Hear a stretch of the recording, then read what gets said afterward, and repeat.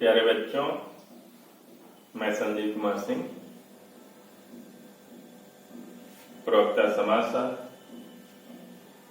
Nehru intermediate college मनसा छापर कुशीनगर, आप लोगों का ऑनलाइन क्लास में बहुत बहुत स्वागत है।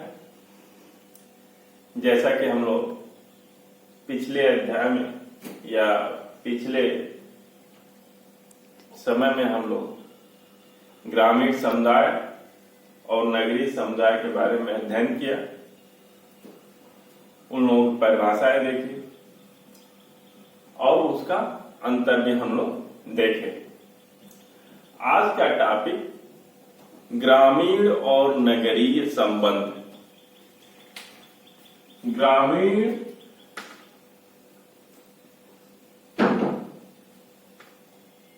एवं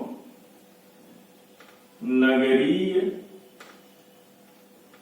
संबंध।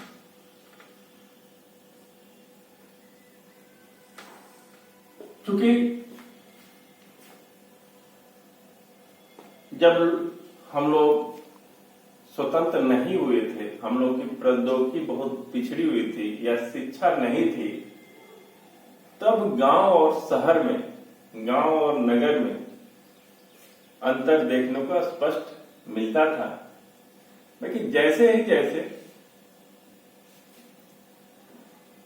लोकतांत्रिक व्यवस्था, नई प्रौद्योगिकी, संचार के साधन, शिक्षा में वृद्धि, चिकित्सा में वृद्धि, आर्थिक संरचना में परिवर्तन, व्यापारिक गतिविधियों में जब वृद्धि हुई है, स्थान परिवर्तन, प्रवास जब वृद्धि हुआ है, तो गांव और नगर में जो विभाजन था वो धीरे धीरे कम होता गया, स्पष्ट विभाजन नहीं रहा।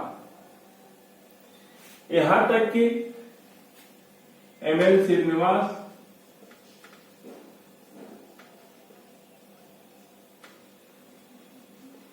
योगेश सिंह,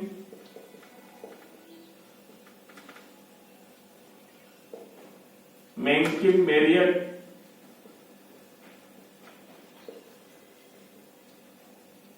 आदि ने यह कहा है कि आज के परिवेश में नगर और ग्रामीण समुदाय में बहुत स्पष्ट विभाजन नहीं किया जा सकता। इन्हीं सब के आधार पर रेडफील्ड महोदय ने, ये भी समाजशास्त्री हैं, ने ग्रामीण नगरीय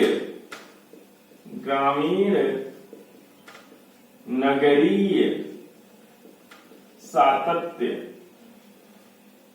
शब्द दिया है। ग्रामीण नगरी सातत्य इंपॉर्टेंट टर्म है, उनका शब्द है रॉबर्ट रेडफील्ड का, जो कि रॉबर्ट रेडफील्ड ने ही लघु समुदाय को ग्रामीण समुदाय के रूप में डिफाइन किया था, मगर बाद में उन्होंने ही ग्रामीण नगरीय सातत्य देखा कि गांव और नगर में बहुत अंतर नहीं रह गया है या स्पष्ट विभाजन नहीं रह गया है, या दोनों में संक्रमण है, दोनों में संक्रमण है। जो गांव शहर से सटे हुए हैं वो काफी धीरे धीरे शहर में मिल चुके हैं और वहां पे डेवलपमेंट हो चुका है। उसके आधार पे कि ग्रामीण नगरीय सातत्य मतलब एक स्केल है कि कहां से कहां तक ये कहा जाए दोनों में अंतर है। ग्रामीण नगरीय सातत्य के रेडफील्ड के द्वारा ये बहुत अंतर नहीं है, ये संक्रमण की अवस्था के रूप में दिखलाई देता है। फिर भी हम अगर ग्रामीण नगरीय संबंध को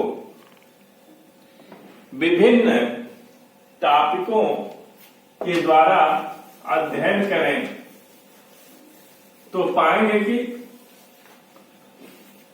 क्या क्या कारण है कि इन दोनों में संबंध या एक दूसरे में मिल गया है।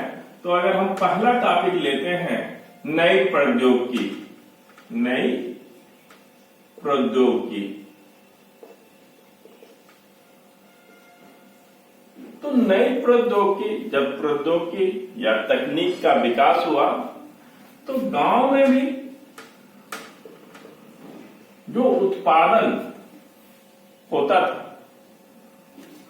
वो बैल के या खुद लोगों के द्वारा खेती की गुड़ाई या जुताई होती थी और उत्पादन कम होता था।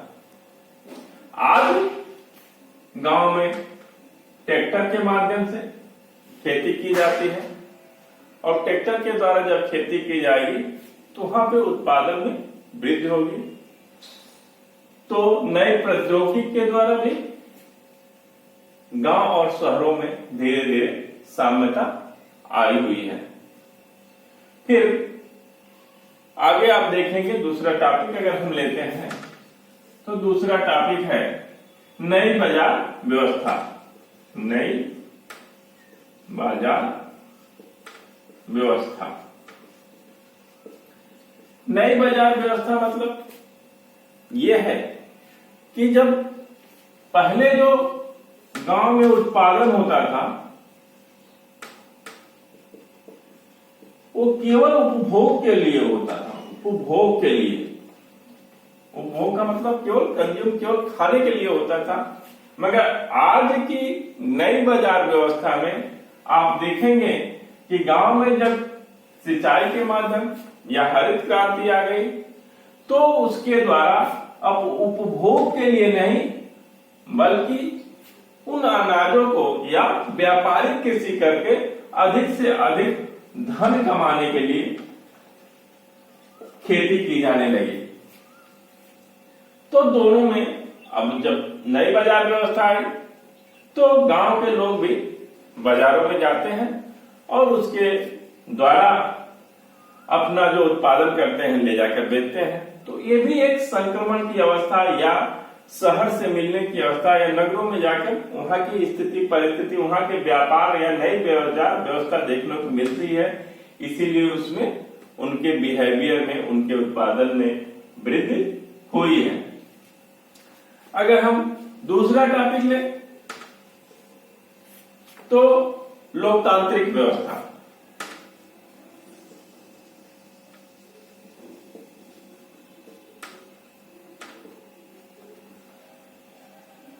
लोकतांत्रिक व्यवस्था। लोकतांत्रिक व्यवस्था अभी आप लोगों ने देखा होगा कि गांव में भी चुनाव हुए हैं। अभी ग्राम प्रधानी का चुनाव हुआ है गांव में।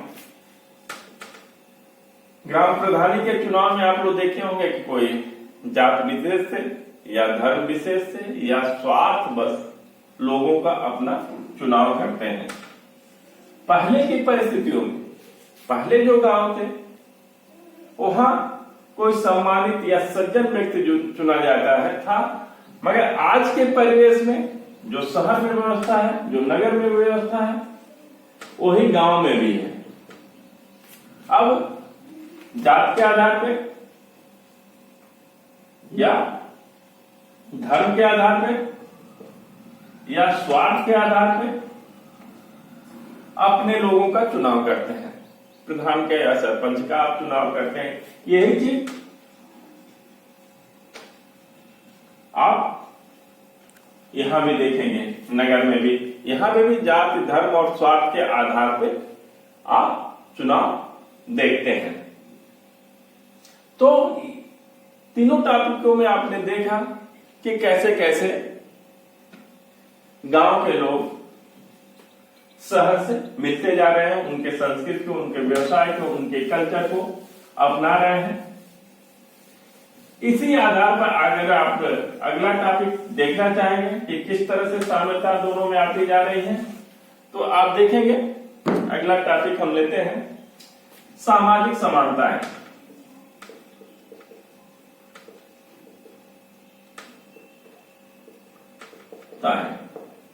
सामाजिक समानताएं में आप देखेंगे कि पहले जो गांव था वहां पे सामाजिक समानता, लोगों में जो समानता है वो जाति, धर्म के आधार पे गांव का बंटवारा था। लोग नातेदारी से या परिवार के द्वारा पहचाने जाते थे। बाकी आज के परिवेश में धीरे धीरे इसमें बदलाव हुआ है।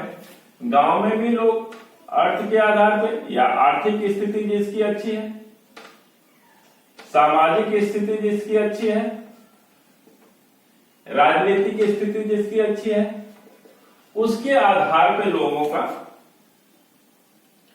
अब देखा जा रहा है। नगर में भी आज आप देखेंगे नगरों में जो उच्च वर्ग के लोग हैं, फिर मध्यम वर्ग के लोग हैं, तो जिस तरह से जो लोग हैं निम्न वर्ग के, उसी तरह से उनका समानताएं हैं, उसी आधार पर लोगों की पहचान है, उसी के आधार पर लोगों से जुड़ाव है। तो नगर में भी और गांव में भी दोनों जगह पर सामाजिक समानताओं का जो मापदंड है, तो नगर का ही मापदंड शहर में भी नगर का ही मापदंड गांव में भी देखने को मिल रहा है। इसीलिए नगर में और गांव में जो समानताएं देखने को मिल रही है, ये भी एक कारण है। अगर दूसरे टॉपिक का हम अध्ययन देखें, विकास कार्यक्रम।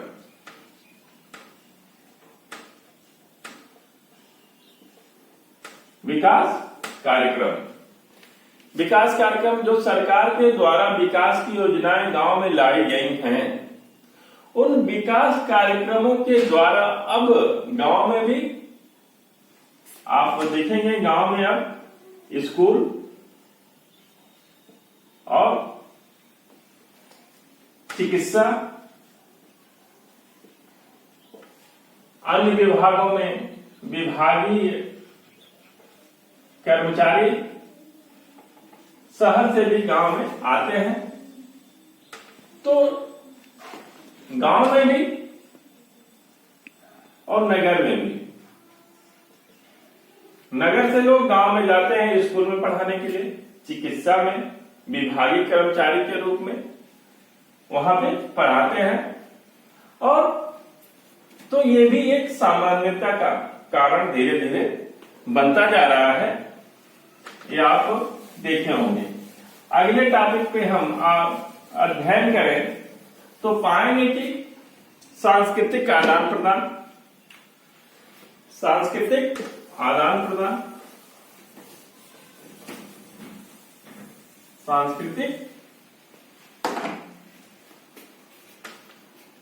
अगला टॉपिक है सांस्कृतिक आदान प्रदान।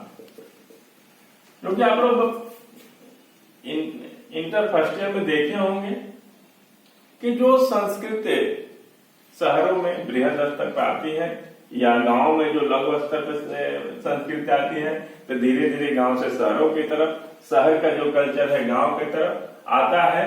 तो सांस्कृतिक आदान प्रदान के द्वारा भी गांव और शहर में जो विभिन्नताएं हैं धीरे धीरे मिटती हुई दिखलाई दे रही हैं। फिर अगले टॉपिक पर हम देखें नगरीय और ग्रामीण संरचना में, नगरीय और ग्रामीण संरचना में परिवर्तन। तो आज आप देखेंगे कि नगरीय जो भी शहर के पास या नगर के पास जो भी गांव है, धीरे धीरे वो गांव शहर में पूरी तरह से मिल गए हैं और उसमें नगर और गांव में अंतर करना मुश्किल हो जा रहा है। जब नगर के पास जो भी गांव है तो उनका कल्चर, उनका व्यवसाय, या नगर गांव से लोग शहर में जाते हैं काम करने के लिए और शहर से फिर गांव में चले आते हैं, तो संस्कृति का भी आदान प्रदान, वहां के कल्चर का भी आदान प्रदान, वहां के व्यापार का आदान प्रदान, तो पूरी तरह से ग्रामीण शहर में मिल चुके हैं। तो चाहे मैकाइवर पेज का भी कहना है कि आज के परिवेश में शहर और गांव में पूरी तरह से डिफरेंट करना बहुत ही कठिन है।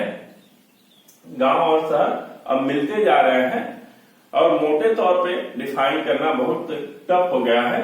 तो इस तरह से आप लोगों ने देखा कि ग्रामीण और नगरीय समुदाय किस तरह एक दूसरे से मिलते जुलते जा रहे हैं, किस तरह से संबंध उनका बनता जा रहा है, किस तरह से मिक्सचर होते जा रहे हैं। तो ये आज का टॉपिक यहीं तक, ये चैप्टर जो है समाप्त हुआ। धन्यवाद।